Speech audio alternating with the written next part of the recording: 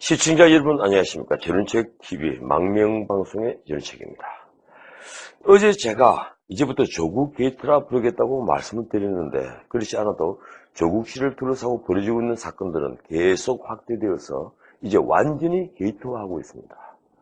지금 신문은 조국씨 사건으로 한 열흘째 도배되고 있죠. 신문 참 정말 볼만합니다. 방송은 두 개 종편을 빼면 그보다는 훨씬 약합니다. 그런데 유튜브 방송은 신문보다 훨씬 더 강도 높게 조국씨를 추궁하고 있습니다. 이른바 조국 특수죠. 저까지 조국 특수에 편성하고 싶지 않아서 가급적 조국씨를 다루려 하지 않았는데 어쩔 수 없군요. 이 수치심을 모르는 이 뻔뻔함에 저도 당분간은 비판 대열에 서겠습니다. 우리 언론 지금 딱 둘로 나뉘어 있습니다.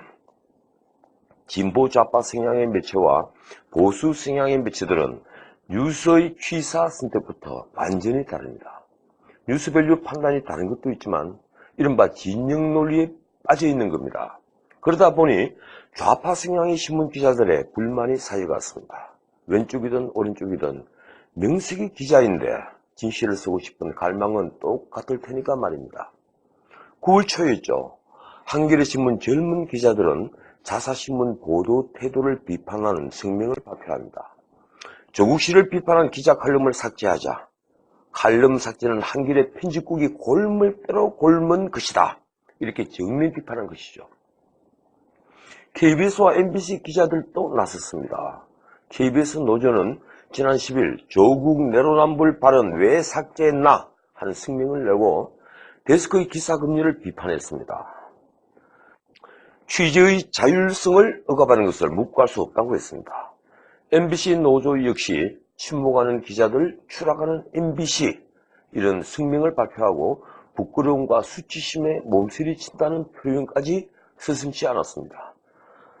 자, 이처럼 이 조국씨는 이제 진영 논리로 보호받기 힘들게 됐습니다. 게이트의 진실을 권력이 더 감출 수도 없는 지경에 이르렀다는 얘기입니다. 국민의 분노는 지금 조국씨를 넘어서서 이 정권으로 향하고 있습니다. 한국당 지지도가 30%를 넘어선 것이 얼마 만입니까?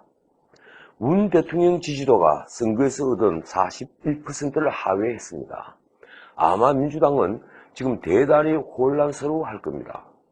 이대로 조국을 보호하려 해도 총선이 불과 7개월 남았는데 민심 위반이 확연하게 드러나고 있는데 여기저기 손가락질 하는 게 눈에 뻔히 보이는데 언제까지 조국을 보호할 수 있을 것인가? 이러다가 지난 4.13 총선 때 200석 운운하다가 폭망했던 당시 새누리당처럼 우리도 망하는 것이 아닌가? 정권 재창출은 완전히 물 건너가는 게 아닌가 하는 당혹감을 민주당 의원 누구나 갖고 있을 겁니다. 우선은 자신이 당락과도 연관된 문제이니까 신경이 곤두설 수밖에 없습니다. 그러다 보니 친문계 내부에서도 뭔가 이상 기류가 흐르고 있습니다. 386 세력의 도덕성이 완전히 까발려지고 폼 잡던 강남 좌파들의 민낯이 드러났습니다. 말하자면 지금까지 촛불 세력을 기획하고 선전선동에 앞장서 정권 창출의 실세로 자부하던 세력들, 그 중에서도 청와대와 당의 강경파들의 힘이 빠지게 된 겁니다. 이 사태가 좀 더 진행되면 문 대통령의 눈과 귀를 가리고 의사결정에 가장 큰 영향력을 행사하던 그런 사람들이 궁지에 몰릴 수밖에 없게 된 것이죠. 사태가 이 지경에 이르니 제가 듣기로는 386 안에서도 우리도 조국에 속았다는 한탄과 분노가 뒤섞여 나온다 합니다. 그런데도 조국씨는 조금 또 태도가 바뀌지 않습니다.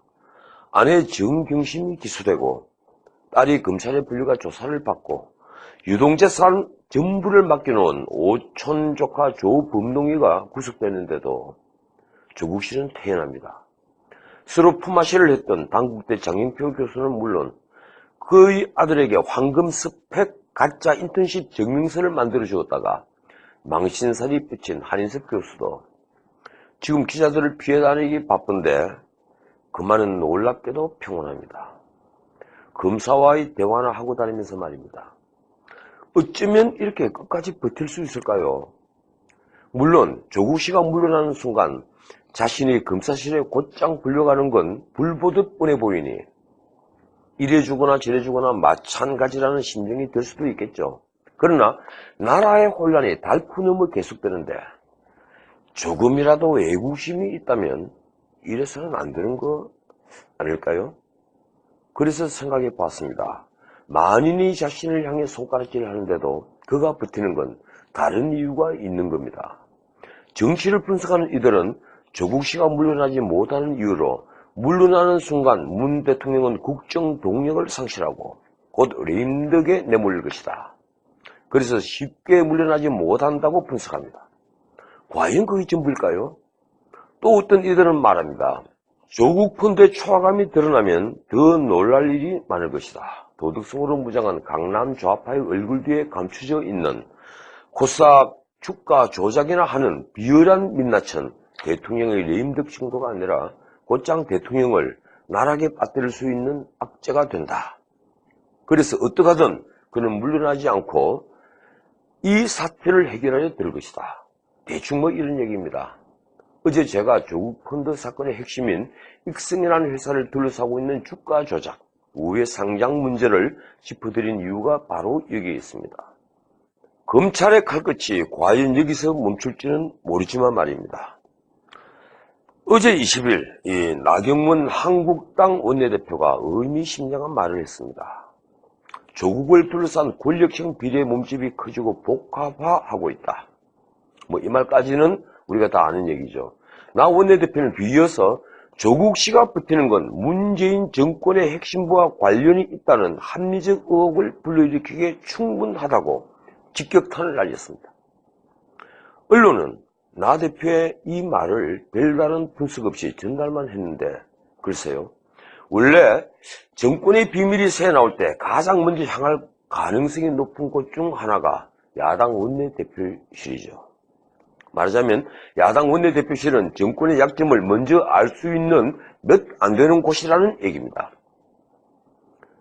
그런데 나 원내대표가 말한 정권의 핵심부는 어디일까요? 아니, 누구일까요?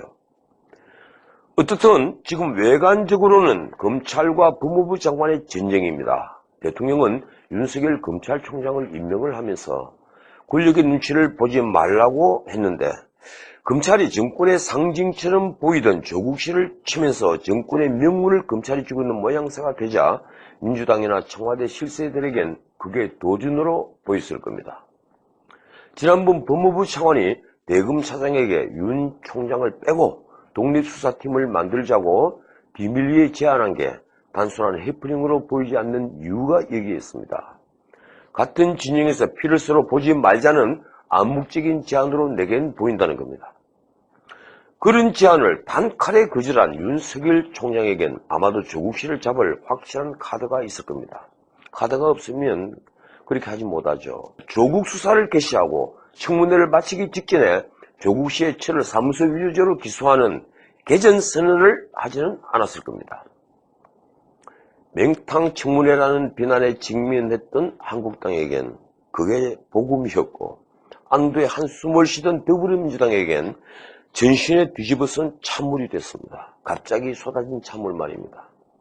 다시 말씀드리지만 윤석열 총장이 그럴 수 있었던 건 무언가 확실한 한방, 조국 씨를 잡을 확실한 카드가 있기 때문으로 보입니다. 그래도 검찰은 눈치를 보면서 정권의 체면을 지키려 하고 있습니다. 어차피 윤석열 총장도 문재인 대통령의 사람이니까요. 전에도 말씀드렸지만 조국 씨와 정경심 씨의 핸드폰을 압수수색하지 않은 건 그래서 이겠죠.